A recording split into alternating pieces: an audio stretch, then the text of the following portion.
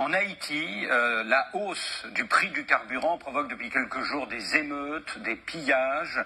Vous venez d'appeler toutes les parties à désamorcer la crise. Est-ce qu'il faut re-subventionner le carburant pour les populations les plus démunies? Et est-ce que le plan d'urgence de quelques millions de dollars dont vous venez d'obtenir le déblocage, est-ce que ce plan est à la hauteur des enjeux? Du point de vue, je dirais, des principes, je crois qu'on devrait subventionner les familles et pas les carburants. Et ce n'est pas exactement la même chose. Parce que ça permet aux familles d'obtenir les ressources dont elles ont besoin et ça ne se traduit pas dans un bénéfice pour les combustibles fossiles.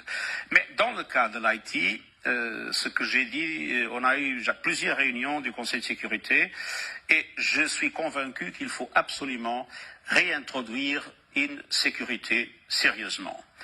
Et la proposition que j'ai mise sur la table, c'est qu'il faut vraiment un programme international d'appui à la formation et à l'équipement de la police, mais qu'il faudra avoir dans cette perspective une force robuste capable de mettre fin à l'action des gangs.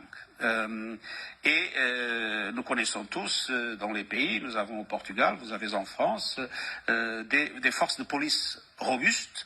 Et je crois qu'il nous faut avoir en Haïti, dans cette transition de formation et d'équipement d'une police qui pour le moment est inefficace, il faut avoir une force qui puisse vraiment mettre de l'ordre vis-à-vis une ville, notamment, mais aussi le pays, complètement contrôlé par des gangs. Ce ne sont pas des mouvements politiques, ce sont des gangs, malheureusement, infiltrés aussi par des gens liés au pouvoir économique et au pouvoir politique.